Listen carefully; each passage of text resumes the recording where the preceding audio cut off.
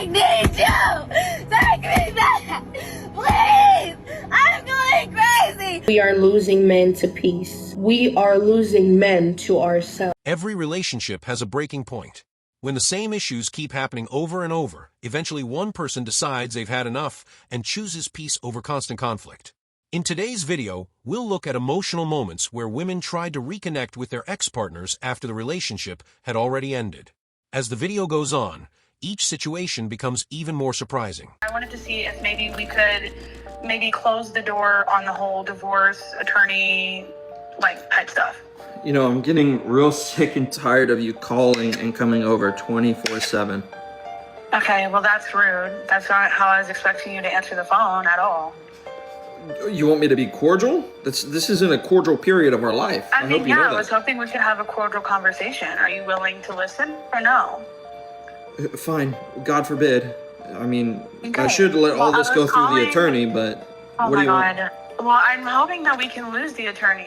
I was calling to let you know that I'm in line to pick up Micah from school, and I will drop him off after. But before he got in the car, I wanted to see if maybe we could close the door on the whole divorce attorney type stuff. No. Why would we do that? Well, if you want me to be honest, Brian cheated on me. So, we're not together anymore. And so, we built a beautiful life together, and I understand that me, so making the Tinder and everything, poetic I understand justice that right fucked it there. up and that was a mistake. That's some poetic justice. You don't have to be rude. You're not, I just want to know, I know that the Tinder You was cheat on obviously me. a mistake on my, can you just listen, Avery? I know that the Tinder was a mistake on my part, but I was wondering if you'd be open to, reconciling our marriage and healing it, and maybe we can go to therapy together. And her profile is absolutely hilarious. Single mom looking for a new daddy for my two sons. Must be over 6 foot and make 6 figures a year at least. No deadbeats. Whoa, I know my worth. Once trust is broken through cheating, rebuilding the relationship becomes incredibly difficult. For many people, infidelity changes everything, and even sincere apologies may not be enough to repair the damage.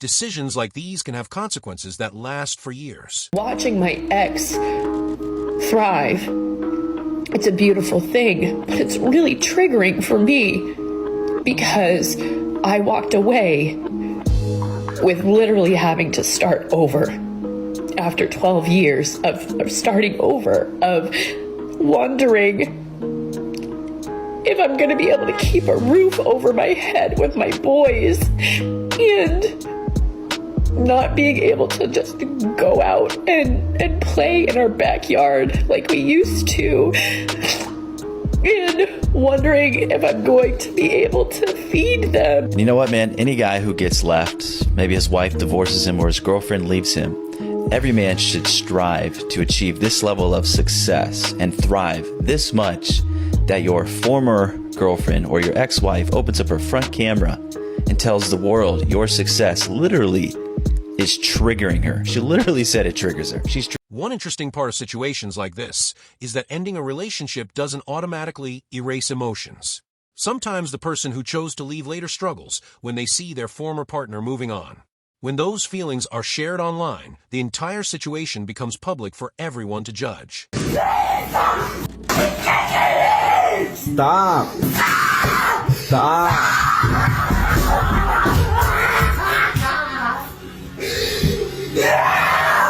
See, that's why I'm recording, because the cops ain't gonna believe this shit.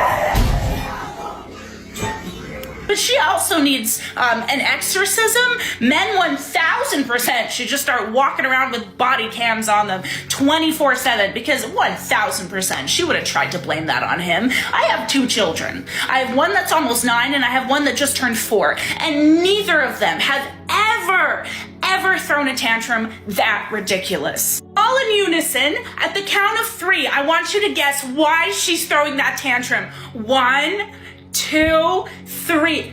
Wow, you all got it right. Yes, she was caught cheating. Oh my God, I mean, it's just proof, right? Women can be vomiting, crying, throwing up all over themselves, flailing, and that will still be lying. I'll tell you what, I'm a mother, so when a guy's like, ooh, let me go over, I don't care if your kid's there, I'll wait till they're asleep.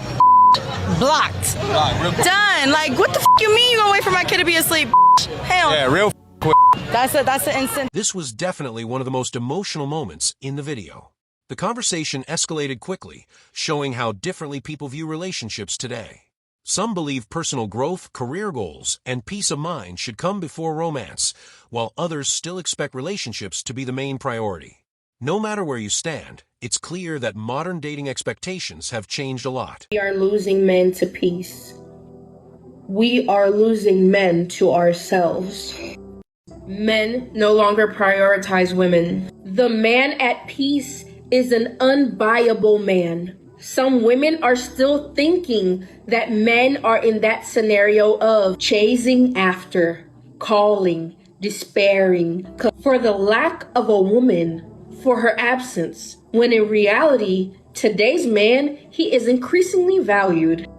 He understood that a woman is not the center of his life, that a woman is not the most important thing in the world. It is perfectly possible to live without one. Today's high-value man, he seeks to make money. He seeks to do business. He seeks to grow, to develop himself. He removed women from his focus. Today's man, he realized that his peace is worth more. There is no relationship that can buy his peace. Today's man, he is unbuyable. He is non-negotiable. The peace he chose for his life has become non-negotiable. If you are a woman and are waiting for a man to venerate you, a man to idolize you, a man to dote on you, I'm very sorry, but perhaps that won't happen. Because the more time passes, the more we have seen that today's generation of men is not like the generation of old. And it is we women who have been losing high-value men, serious men, hardworking men, dedicated men. If two people are only friends, then both sides need to have the same understanding of what that friendship actually means. Problems usually begin when one person sees the relationship differently than the other.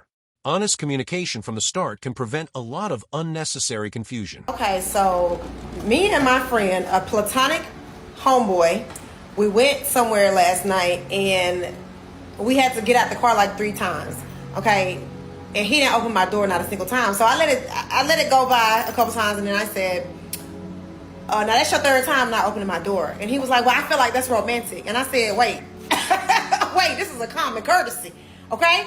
I know we just boys, okay? I know we just boys, but I am still, okay? Treat me like a lady. Disregard the mustache and the whiskers down here, okay? I am very much still a feminine woman. Open my door.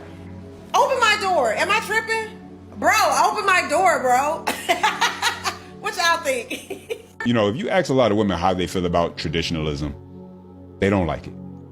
But usually when you ask them why they don't like traditionalism, they talk about the things they don't want to have to do that are considered traditional. Because in today's culture, This situation became complicated because past relationships and present emotions started colliding. When unresolved feelings mix with new life circumstances, misunderstandings can happen very quickly.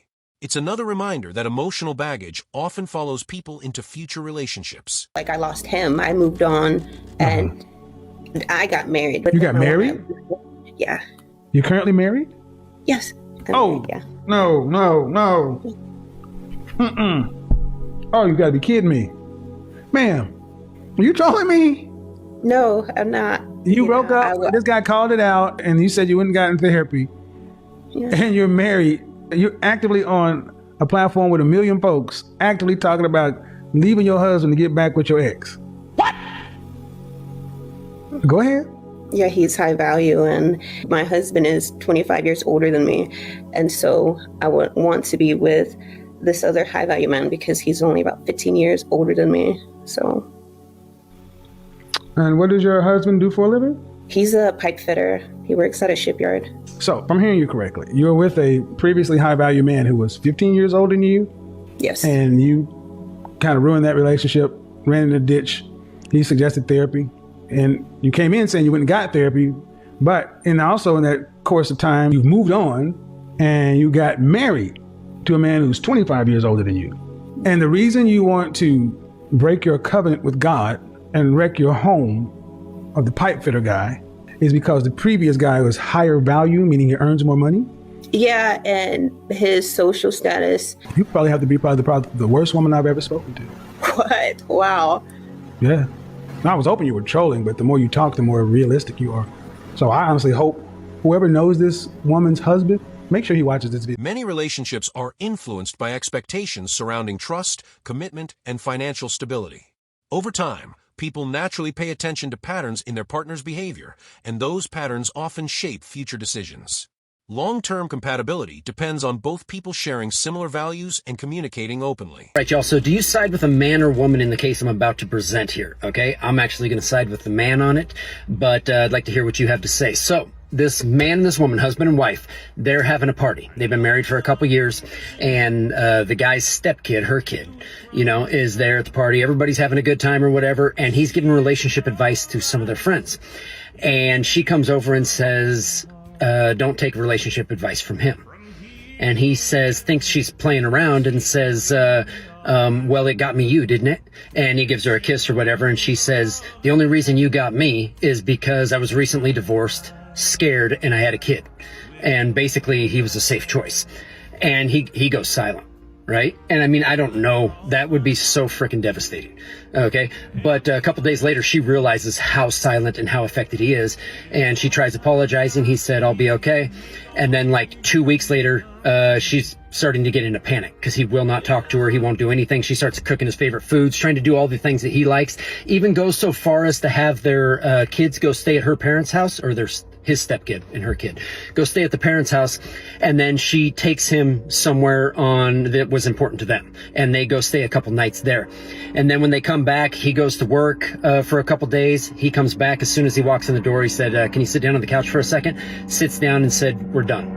We're getting a divorce. And she tried everything. She begged him not to go. She said, I love you now. I'm so sorry. Blah, blah, blah. I actually side with the guy on this, and I'm not trying to be mean. I understand everybody's situation would be different, but the fact of the matter is, and a lot of people are going to say, no, you work harder on a marriage. To me, that contract's null and void, because she did not love him when she got into the relationship. Okay, she saw safety. She was panicked after her recent divorce, being a stay-at-home mom with a single kid, so she latched onto the first guy she didn't even love because he had money and could provide safety, and that's what she did, and admitted that's what she did. And so when he found out, he's like, oh, you don't love me? I don't want you then. Okay, the only thing that gives me hesitation about ending the marriage and everything would be the kid. How attached to him is the kid? Because it sounded like the other father wasn't in, he's a father figure, but the other real dad wasn't in the picture. And so you kind of don't want to harm the kid, but I'm also one who does not believe in parenting marriages. I've seen 4 of them in my own life. Every single one of them have their kids horrible messes, multiple divorces when they get older and all that stuff. But that's a side subject. This subject is, do you agree with this guy for divorcing her? She said she admitted she didn't love him. She just chose him for safety. And to me, that would be about the only more devastating thing a woman could do is love me and then cheat on me, which to me means she never really loved me in the first place. But let me know what your thoughts are. I would definitely side with the guy on this, but I understand everybody's got their... I was ovulating. You don't know women. You haven't grown up with women. My body, I was just listening to my body. We are chemically created. I have this chemical thing in me where I have to reproduce. My body, I was just listening to my body. You know, I was at the club, there was a man there, cute, couple drinks in, I was like, my body was like, reproduce. What are you talking? So you're blaming science for you cheating on me? Yes, I had no control. Okay, yeah, you didn't have to go home with him. You obviously don't understand what it's like being a woman. Like, my body is chemically built so that I have to reproduce, and I was just listening to my body while I was ovulating. Do me a favor, please. Get out of here. Get out of here, man. Is that a thing? I've never heard that. I have never heard that.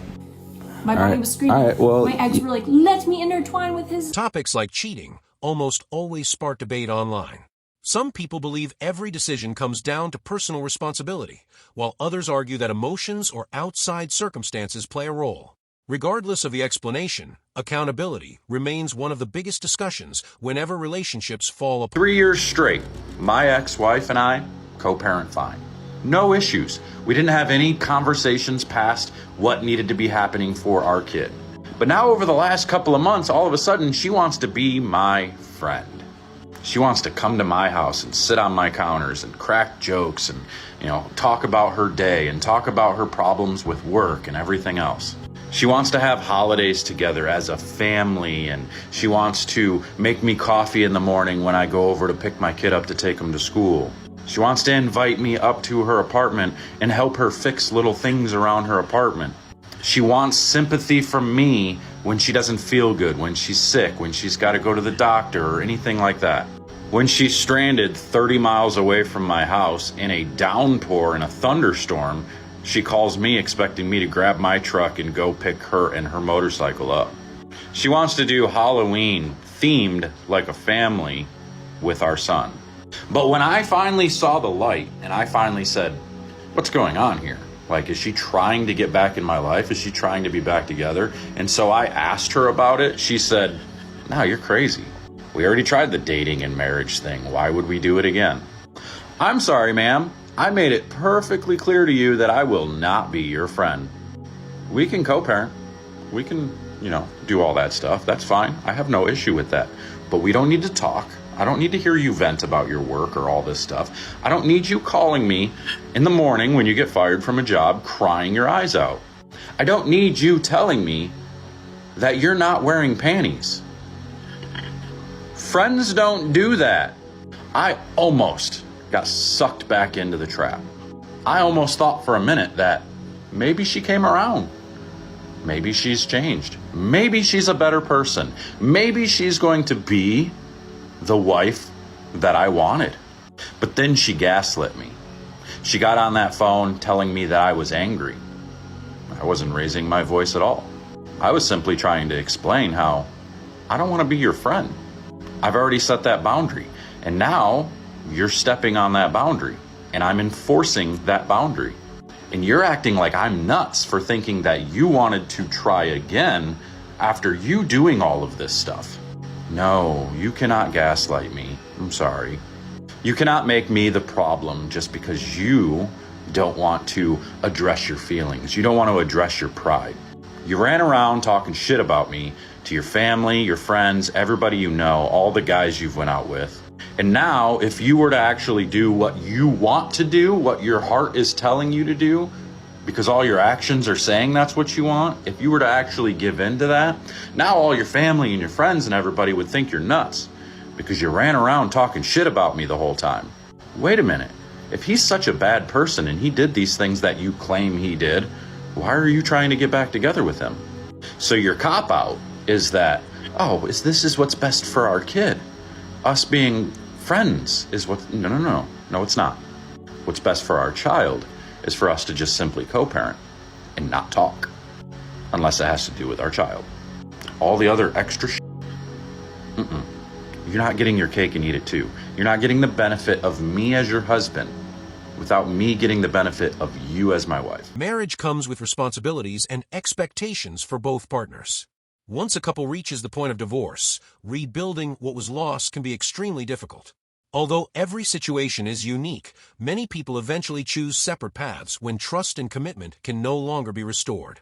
And the final clip takes that idea to an entirely different level.